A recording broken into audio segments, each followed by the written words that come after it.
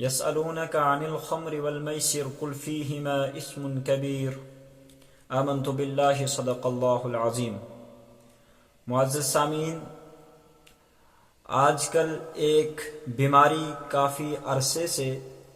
ہمارے نوجوانوں کے اندر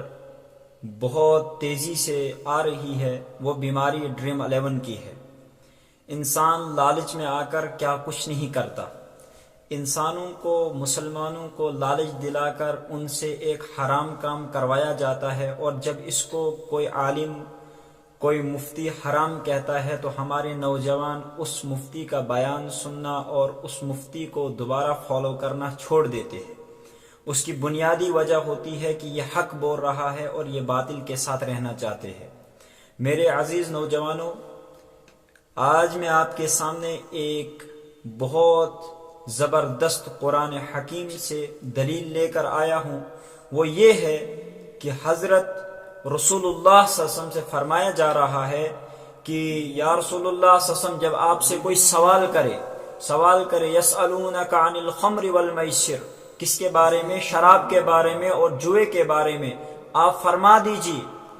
شراب تو حرام ہے ہی، مگر جوا بھی حرام ہے۔ اور ایک بات یہ آپ کو پتہ ہونا چاہیے، کوئی سی بھی گیم ہو، کوئی سا بھی فنکشن ہو، کوئی سی بھی ایپ ہو جس میں یہاں سے پیسہ صرف کیا جاتا ہے، پھر وہاں سے اس میں سے پیسہ کمایا جاتا ہے، یہ جوا ہے اور جوا اسلام میں حرام ہے۔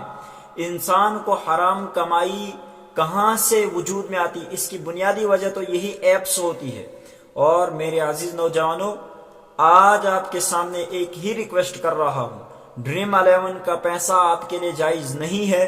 آپ کے لیے جائز نہیں ہے، آپ کے لیے جائز نہیں ہے۔ وہ اس لیے کہ قرآن نے اس کو حرام کہا، وہ اس لیے کہ نبی نے اس کو حرام کہا، وہ اس لیے کہ اسلام کی تمام ریسرچ اس کو حرام کہہ رہی ہے۔ اور عزیز دوستو، یہ جو ڈریم 11 ہے، اس میں صرف ہمارے نوجوان بغیر شادی شدہ نہیں ہے، بلکہ کچھ پیرنٹس بھی اس میں شامل ہے۔ ان پیرنٹس کے نام ایک پیغام ہے کہ جو وہ ڈریم 11 سے پیسہ کما کر اپنے بچوں کے لیے کھانے پینے کے اشیاء لاتے ہیں، ان کے بچوں پر وہ کھانا پینا حرام ہو جاتا ہے۔ اور جب ایک والد اپنے بچے کو حرام کھلاتا ہے، پھر وہ یہ ذہن سے نکال دے کہ اس کا بچہ نیک بنے گا، وہ تو حرام کھا کر وہ تو ایک ایسا بچہ بنے گا جو کل ایسے ایسے کام کرے گا جن کاموں کی وجہ سے اس کا والد شرما کر کبھی بھی اپنی گردن کو اوپر نہیں اٹھا سکتا، کبھی بھی کسی کی طرف آنکھ اٹھا کر اس سے آنکھ ملا کر بات نہیں کر سکتا ہے، اس لیے کہ اس کا بیٹا شرابی بنے گا، اس کا بیٹا حرام کمائی کھا کر زانی تو بن سکتا ہے، حافظ نہیں بن سکتا۔ اس کا بیٹا حرام کھا کر شرابی تو بن سکتا ہے مگر حافظ نہیں بن سکتا، عالم نہیں بن سکتا، قرآن کا دائی نہیں بن سکتا، دین کا دائی نہیں بن سکتا، اس لیے کہ اس کے والد کا جرم سب سے بڑا یہ ہے کہ اس کو چاہیے تھا کہ اپنے بچے کو حلال کمائی کھلائے، مگر حلال کمائی کے بجائے وہ اس کو حرام کمائی بڑے عیش و عشرت سے کھلا رہا ہے۔ اور جب اس کے سامنے یہ کہا جاتا ہے بھائی یہ ڈریم 11 حرام ہے، اور وہ مذاق میں لیتا کہتا ہے کہ تمہیں کوئی کام نہیں ہے اس لیے تم حرام کہہ رہے ہو، تمہیں خود کھیلنا نہیں آتا ہوگا، یا تم خود جیت نہیں سکتے، یا تمہارے پاس پیسہ نہیں ہے جو پیسہ تم اس پر صرف کرو پھر اس سے پیسہ کماؤ۔ بھائی ہمارے پاس پیسہ ہے، سب کچھ ہے، اللہ سبحانہ و تعالیٰ نے سب کچھ دیا ہے، ہم حرام راستوں پر اپنے پیسے کو صرف نہیں کرنا چاہتے، اس لیے کہ قرآن جس کو حرام کہے، اسلام جس کو حرام کہے، ہم اس پر ایک پیسہ بھی خرچ کرنے کے لیے تیار نہیں ہے۔ آپ سے بھی ریکویسٹ کرتا ہوں، اگر آپ نے ایک منٹ کے لیے بھی یہ سوچ لیا کہ اسلام کیا ہے تو آپ خود بخود اس کو چھوڑ دیں گے۔ آپ نے اگر سوچ لیا کہ میں محمد رسول اللہ کا غلام ہوں، آپ کے لیے یہ چھوڑنا آسان ہو جائے گا، کیونکہ آپ نے بھی وہی کلمہ پڑھا ہے، میں نے بھی وہی کلمہ پڑھا ہے، علماء نے بھی وہی کلمہ پڑھا ہے، صلحاء نے بھی وہی کلمہ پڑھا ہے۔ اس کلمے کی بنا پر اگر امام اعظم ابو حنیفہ امام فقی بن سکتے ہیں، فقہ کے امام بن سکتے، تو آپ کیوں نہیں بن سکتے؟ انہوں نے تو یہی کلمہ پڑھا تھا۔ بھائی آپ بھی پکے مسلمان بن سکتے تب جب آپ کو اتنا احساس ہوگا، خود بخود آپ خود کو مسلمان سمجھنے لگ جائیں گے، آپ خود بخود ایک مضبوط مسلمان بن جائیں گے۔ مگر کمی یہ ہے کہ آج کل کے نوجوان جتنے بھی ہیں وہ سوچ رہے ہیں کہ ایک مرتبہ لک لگ جائے گی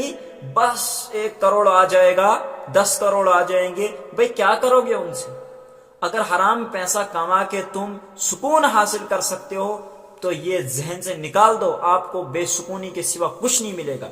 دوسری بات میں آپ کے سامنے کرنا چاہتا ہوں، حرام کمائی سے انسان کو کبھی سکون نہیں ملتا، سکون اگر ہے وہ حلال کمائی کے اندر ہے۔ اس لیے رسول اللہ صلی اللہ علیہ وسلم خود جا کر کبھی تجارت کا سفر کرتے تھے، حتیٰ کہ نبی تھے، ان کے لیے رزق کی کوئی کمی نہیں تھی، حتیٰ کہ اگر وہ احد پہاڑ کو کہتے سونے کی شکل میں میرے پیچھے چل، وہ سونے کی شکل اختیار کر کے آپ صلی اللہ علیہ وسلم کے پیچھے چلتا، مگر نہیں،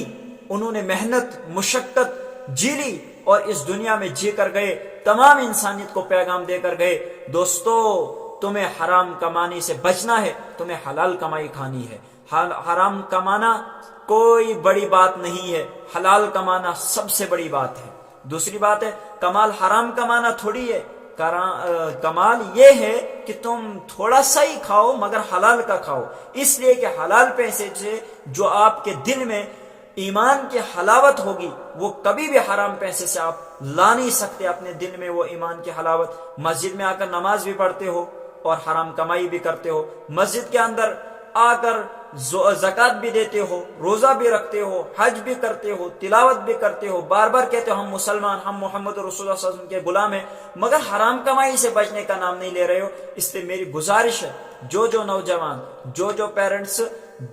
جس نے بھی جتنا بھی ڈریم 11 سے پیسہ کمایا ہے اس کے لیے وہ ناجائز اور حرام ہے، اس کی